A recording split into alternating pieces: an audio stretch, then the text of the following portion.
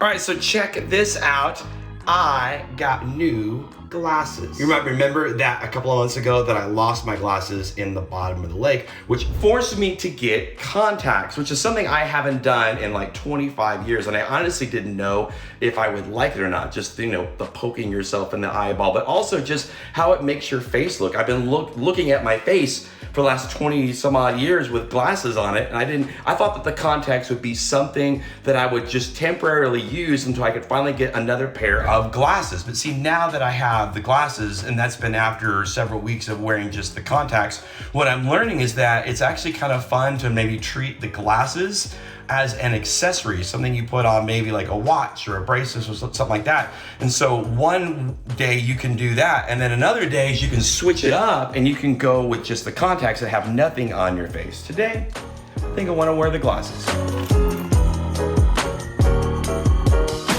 So I'm on my way to the office. It's the beginning of the week, and so one of the first things I do when I get into the office is I actually plan out my week. I look at all the things that need to get done, like on a repetitive basis, like every week or every month. I also look at like what are the big projects and what are the next steps to accomplish the goals of those projects. So I thought I'd show you kind of how that process works and also admit to you that it has one significant flaw.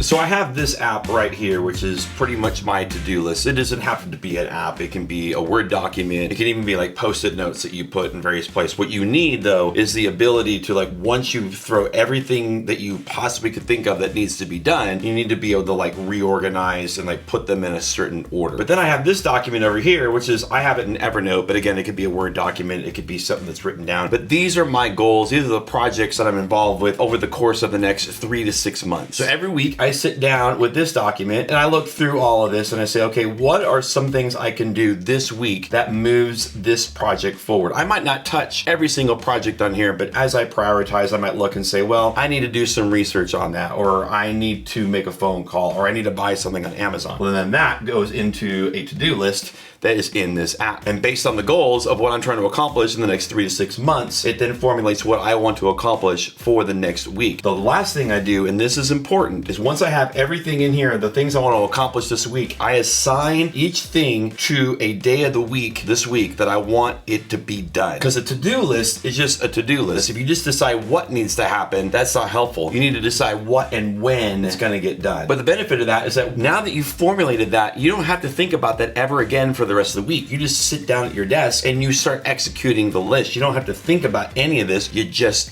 do. So that's how I accomplish the goals and get things done, you know, within a business context. But here's the flaw in my system, and I suspect that for many of us, we all have this flaw.